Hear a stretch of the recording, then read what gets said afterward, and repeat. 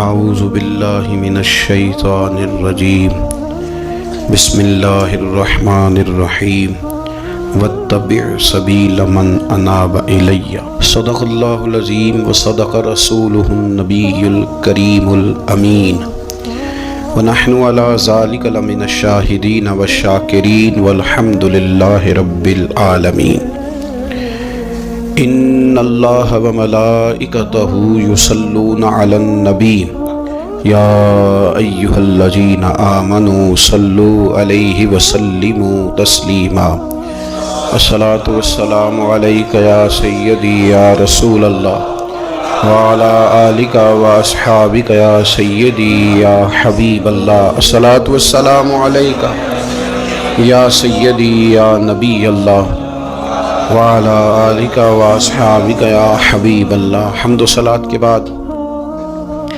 22 جمادی الثانی امیر المومنین خلیفۃ المسلمین، اور یہ غور کرنے والے لفظ ہیں کہ افضل البشر بعد الانبیاء، خلیفہ اول بلا فصل حضرت سیدنا ابو بکر صدیق رضی اللہ تعالیٰ عنہ کا یوم وصال ہے۔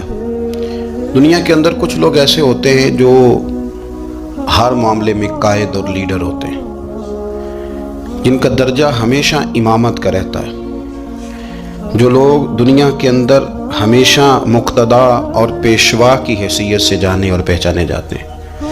اور دو قسم کی دنیا کے اندر قیادتیں ہوتی ہیں، ایک قیادت ہوتی ہے سیاسی انقلابی ملی قومی، ایک قیادت ہوتی ہے روحانی، ایک قیادت ہوتی ہے فکری، ایک قیادت ہوتی ہے اس طرح کی کہ بندہ کچھ کر جائے اور لوگ اس کے پیچھے پیچھے چلیں تو ان کی تربیت ہوتی رہے، وہ یقین کامل کی دولت بانٹتا رہے، اس کو دیکھنے والے، پڑھنے والے، سننے والے جب بھی اس کے قریب جائیں ان کے اندر کوئی ذوق ہی بیدار ہو، جب بھی اس کو سنیں، اس کو دیکھیں تو ان کی طبیعت میں کوئی نیا نکھار ہی پیدا ہو۔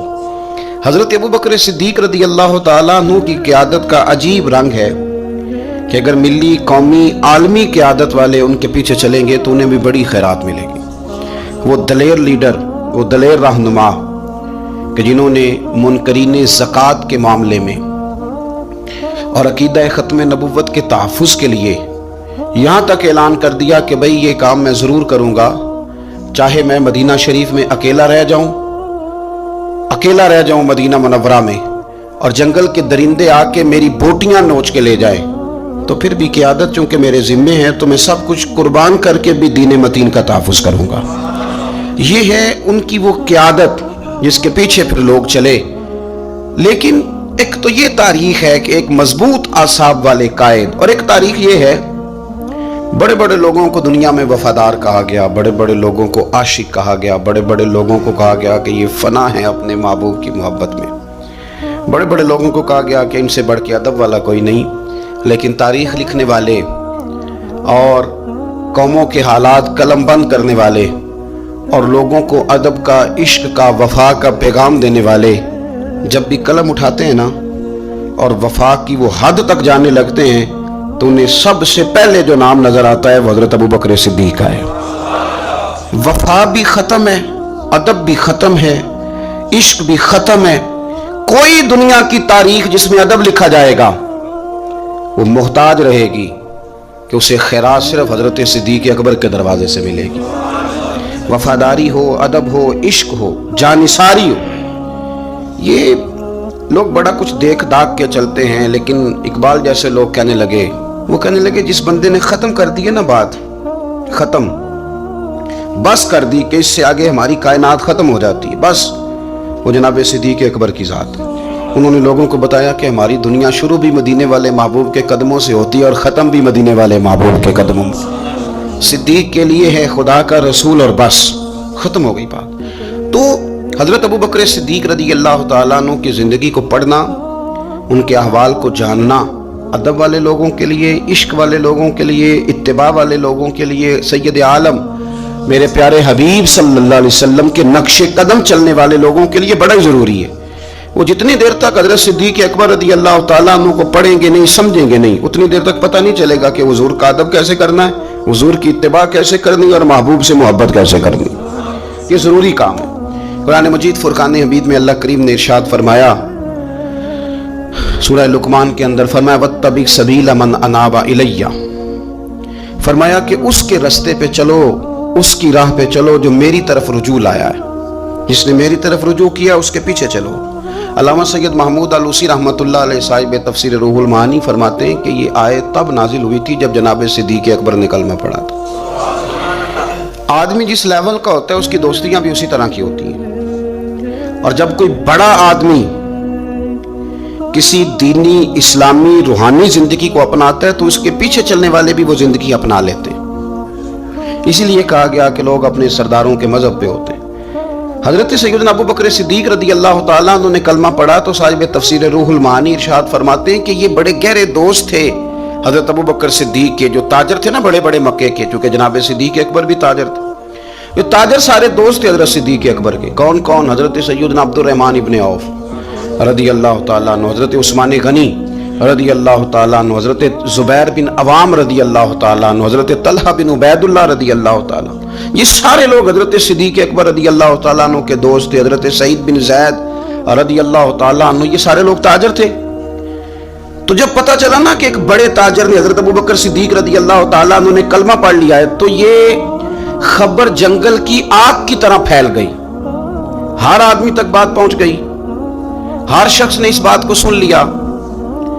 अब वो सारे लोग तस्दीक करने के लिए कि यार बड़ा सियाना बंदा है, बड़ा समझदार आदमी है, ताजरों में इसका बड़ा नाम है, कारोबारी लोग इसे बड़े करीब से जानते हैं, तो वो तस्दीक करने के लिए सारे लोग जनाब सिद्दीक अकबर के पास आए। हजरत सिद्दीक अकबर से तस्दीक इस तरह की सुनी, इस तरह की तस्दीक सुनी, इस तरह की तस्दीक सुनी कि फिर सारे ही मदीने वाले महबूब का कलमा पढ़ गए, हुजूर का कलमा पढ़ गए। बस तस्दीक करने आए, तस्दीक करने आए हुजूर से, और नबी पाक सल्लल्लाहु ताला तेरियां वेख के अदावां ते मैं मुरीद ही हो गई। फिर वो सारे हुजूर सैयद आलम आए थे तस्दीक करने। सौदा लेने के लिए बाजार गए हम, पर हाथ उसके बिके जिसके खरीदार गए हम। तो वो ना हुजूर की गुलामी में आ गए। तो समझ लें इस बात को और इस पर गौर कर लें कि नबी पाक अलैहिस्सलातु सलाम के इस गुलाम का ये हाल है कि ये कलमा पढ़ें तो मक्के के बड़े बड़े ताजरों में इनकलाब बर्पा कर दें। इतना असर हुआ बाकी लोगों पे कि वो तस्दीक करने आए थे, तस्दीक करने, और ऐसी तस्दीक उन्होंने की, ऐसी तस्दीक की कि फिर सारी जिंदगी मदीने वाले महबूब के गुण गा के गुजार दी। सारी जिंदगी हुजूर सैयद आलम सल्लल्लाहु अलैहि वसल्लम हज़रत अबू बकर सिद्दीक रदी अल्लाह ताला अन्हु ने अपनी मुक़द्दस जिंदगी के अंदर नबी करीम सल्लल्लाहु अलैहि वसल्लम की बारगाह में वक्त गुजारा। आप मुख्तलिफ मकामात पर कुरान मजीद को देखेंगे तो हजरत सिद्दीक अकबर रदी अल्लाह ताला अन्हु की मुख्तलिफ शानें आपको कुरान हकीम में नजर आएंगी। अल्लाह करीम ने कुरान मजीद में इरशाद फरमाया सूरह बकरा में कि अल्लज़ीना युनफ़िकूना अम्वालहुम बिल्लैलि वन्नहार सिर्रम व अलानिया, फरमाया कुछ लोग ऐसे हैं जो अल्लाह के रास्ते में खर्च करते हैं, एलानिया भी और छुपा कर भी। और वो किस तरह खर्च करते हैं? रात को भी खर्च करते हैं और दिन को भी खर्च करते हैं, एलानिया भी, छुपा के भी, दिन को भी, रात को भी। तो या अल्लाह मिलेगा क्या? फरमाया फलहुम अजरुहुम इंद रब्बिहिम, उनका अजर उनके रब के पास है, वो अल्लाह के पास है और राज है, उनका अजर उनके रब के पास है। उन पर ना कोई खौफ होगा ना वो गमगीन होंगे।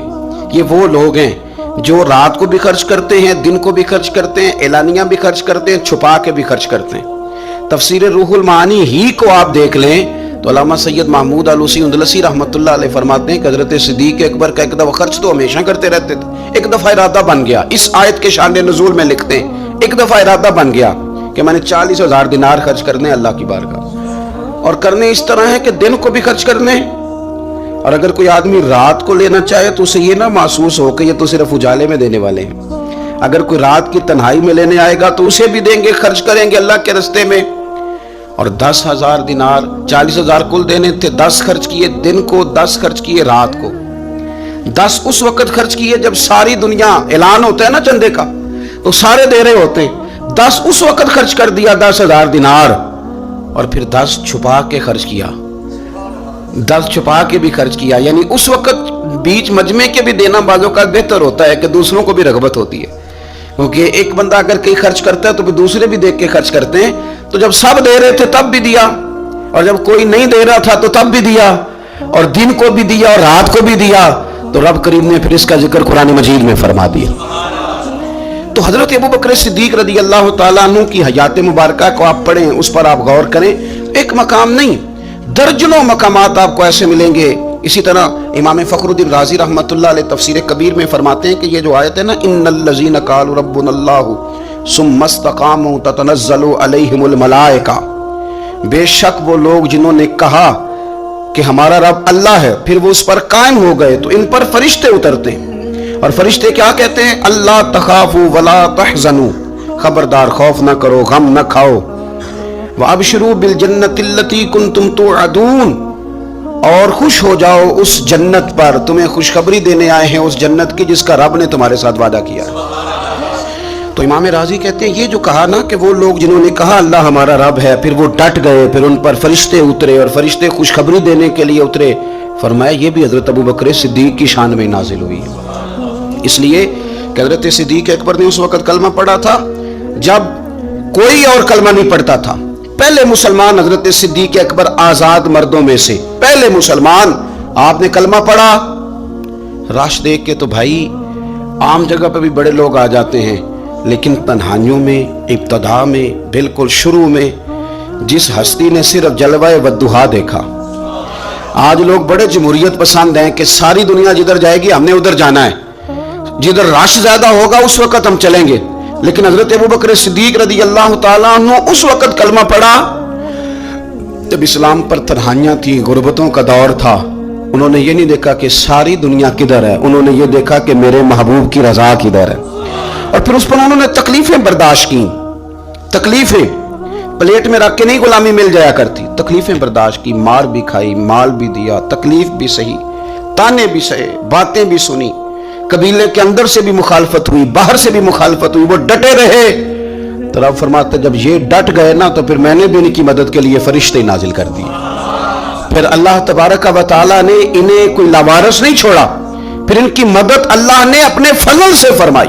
तो हज़रत सिद्दीक़ अकबर रज़ी अल्लाह ताला अन्हु की मुक़द्दस हयात मुबारका, उस पर बेशुमार फ़ज़ाइल में आपको अहादीस मिलेंगी, बेशुमार आपको आयात बय्यिनात मिलेंगी। समझने की चीज़ ये है कि उनकी ज़िंदगी को देखा जाए, पढ़ा जाए। मैंने बड़ा गौर किया है, जितना को मेरा महदूद सा मुताला है, जितना को मैं फ़हम और इल्म रखता हूँ, मैंने बड़ा गौर किया है और बड़ी बारीकी से किया है और उनकी ज़िंदगी के शब रोज़ को बार बार पढ़ा है। और वो जितने पेचोताब हैं, हिजरत से लेकर बदर तक और बदर से लेकर फतेह मक्का तक, हर मैदान, हर जगह, हर कूचा, हर नगर, तो एक ही बात समझ में आई है कि जिस तरह परवाना चराग के गिर्द घूम के ज़िंदगी गुजार देता है, घूम के ज़िंदगी गुजार देता है, रोशनी जहां नजर आती है तो परवाना साथ ही नजर आता है, कहीं और दिखाई देता ही नहीं। इसी तरह मेरे प्यारे हबीब नबी करीम सल्लल्लाहु ताला अलैहि वसल्लम की नबुव्वत की रोशनी के गिर्द जो परवाना दीवाना वार हमें नजर आते हैं, उनका नाम हजरत अबू बकर सिद्दीक है। हुजूर की रजा को पा लेना, हुजूर क्या चाहते हैं उस चाहत के मुताबिक कोशिश करना। जिसने मेरे नबी पाक अलैहिस्सलातु वस्सलाम के साथ अदावत रखी, उसके साथ अदावत रखना, उसे अपना दुश्मन जानना।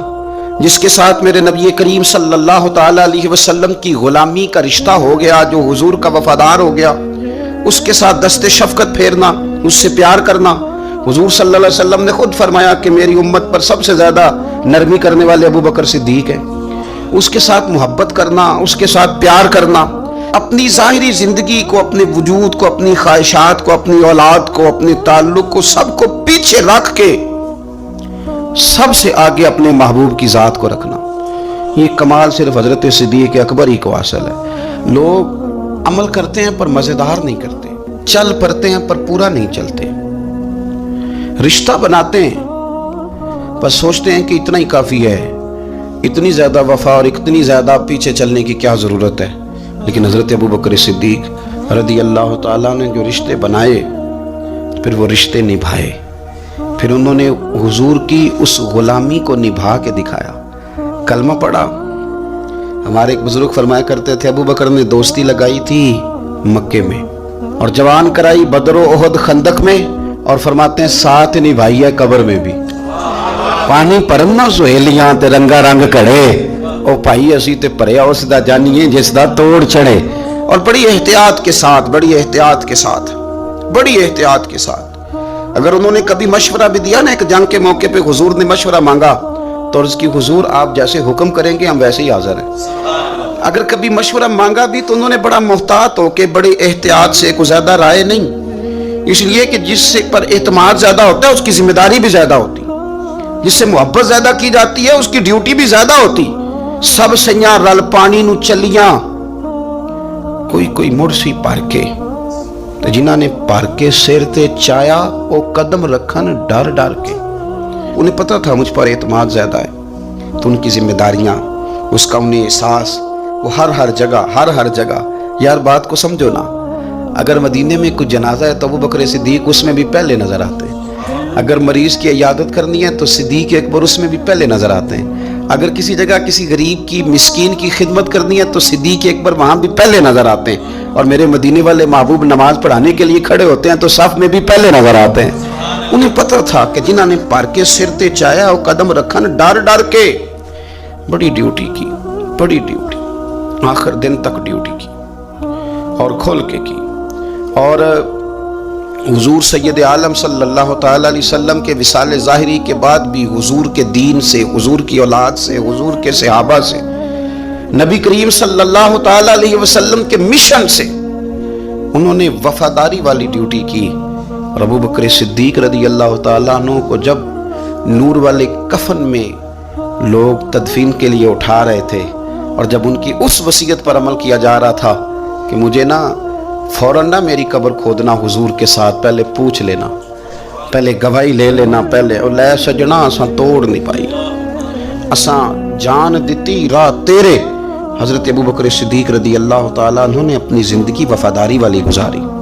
دعا کریں ہم نے بھی جہاں لگائی ہے نا ہماری نبھ جائے، ہمارا نہ کسی جگہ کوئی ایسا معاملہ نہ بن جائے، ہم نہ نبھانے کے قابل ہو جائیں، کچھ ایسا نہ ہو جائے کہ جس میں معاملہ تکلیف والا ہو، ہم نہ طے کر جائیں۔ بڑی بڑی آندھیاں آتی ہیں، بڑے بڑے طوفان اٹھتے ہیں، بڑے بڑے دھوپ چھاؤں کے معاملات ہوتے ہیں۔ دعا کرو کہ جہاں جہاں ہم پر اعتماد کیا جاتا ہے، پیار کیا جاتا ہے، ہم اسے نبھا سکیں۔ میرے رسول کریم صلی اللہ تعالیٰ علیہ وآلہ وسلم کے اس غلام نے ڈیوٹی اس ترتیب سے دی کہ مشکات میں حدیث ہے، ذرا انداز دیکھیے گا اس روایت کا، ان کی نیکیاں کس طرح گنی جائیں۔ یعنی حضرت ابو بکر صدیق رضی اللہ تعالیٰ عنہ کی عظمت شروع کہاں سے کی جائے، اس عظمت کے لیے عنوان کہاں باندھا جائے، ان کی زندگی کا کون سا پہلو ہے جس کا تذکرہ چھیڑا جائے، اور ان کی وفا کا ذکر کیا جائے، ان کی اتباع کا ذکر کیا جائے، ان کی غلامی کا ذکر کیا جائے، ان کے فنا فی رسول صلی اللہ علیہ وسلم ہونے کا ذکر کیا جائے، کہاں سے بات شروع کی جائے۔ میں نے تفسیر روح البیان دیکھ رہا تھا، یعنی کچھ باتیں ایسی ہیں کہ یہ موقع نہیں تھا یار یہاں یہ والی باتیں تو نہیں نہ ہوتی۔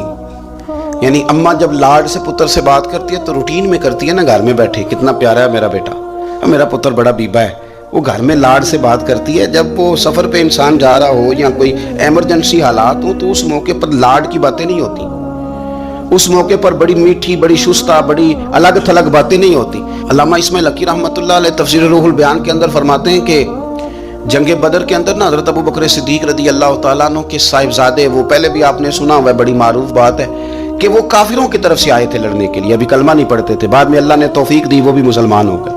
وہ کافروں کی طرف سے جب آئے انہوں نے للکارا انہوں نے، تو حضرت صدیق اکبر نے نا جلدی سے تلوار اٹھائی اور اٹھنے لگے، کہا یا رسول اللہ مجھے اجازت دے میں اس کی گردن کاٹ کے لاؤں۔ تو حضور نے فرمایا ابو بکر آپ بیٹھ جائیے۔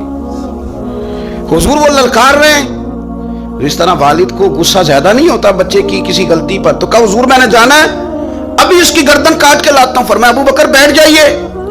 حضرت صدیق اکبر کی طبیعت کے اندر جب حضور نے وہ جلال دیکھا اور خیال دیکھا کہ اب تو یہ جانا ہی چاہ رہے ہیں، تو حضور نے پھر کیا انداز اختیار کیا، نبی کریم علیہ السلام نے فرمایا ابو بکر بیٹھ جا، تیری ابھی بڑی ضرورت ہے، فرمایا تیری وجہ سے ابھی ہم نے بڑے نفع اٹھانے۔